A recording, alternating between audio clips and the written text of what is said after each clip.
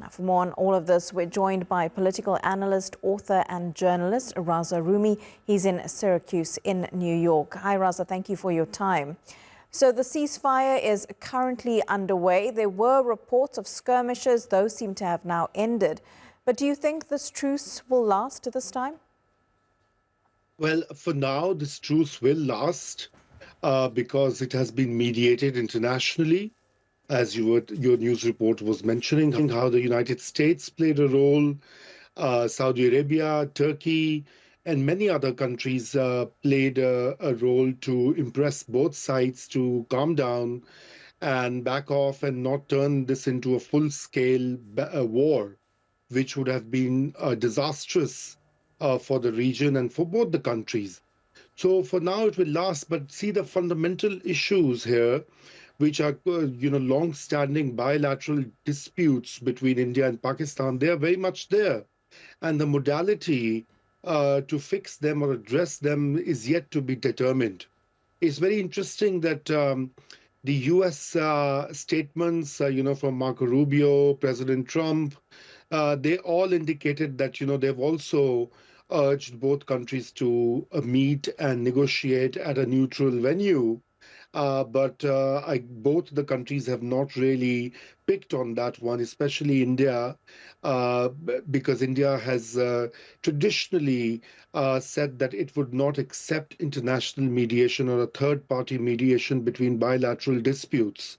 So it remains to be seen because ultimately they would have to be on the negotiating table and talk not just about keeping peace on the borders, but also on to how to handle issues such as water, such as the region of Jammu and Kashmir, which is contested, and some part is under the administration of India, while the other is under the administration of Pakistan, and that's also a long-standing dispute. And there are many other bilateral issues that need to be sorted out. But let's see whether sanity and maturity prevails in the leaderships of both countries to sit together and find a way forward that does not entail war or warmongering or violence.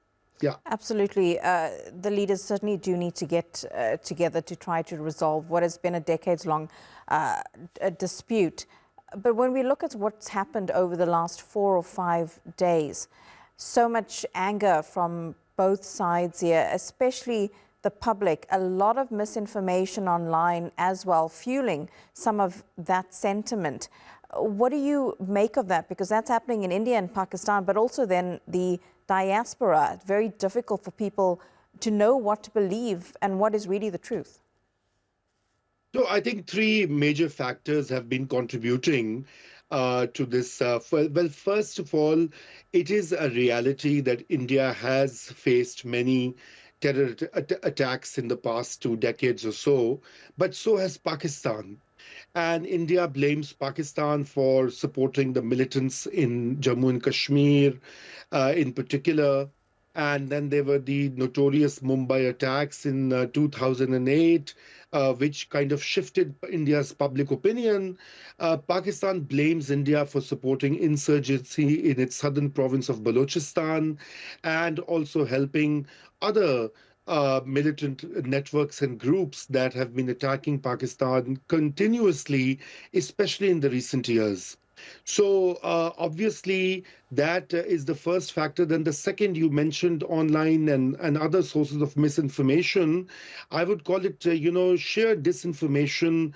And in particular, the media has played a very irresponsible part in this process. You see, corporate media of India, because it's a very big market and it's a huge media ecosystem, sells war and conflict because it brings eyeballs and it leads to profits and advertising.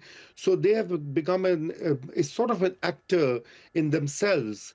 And they rile up the public opinion. Even when the governments want to back off, the media pressurizes them so much that it becomes very, very difficult. And I think the third issue is the ruling party in India, which has a particular ideological framework in which it operates. It views the Muslims in India as invaders, as the other, And Pakistan, obviously being a Muslim majority country next door, becomes, by extension, not only they call Pakistan, as an exporter of terrorism, but also a problem.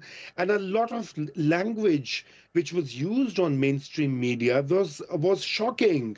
It was like calling for almost a genocide of Pakistanis, and annihilating Pakistan. Even the serious politicians and commentators there were saying things like that and writing articles of around that, on those lines.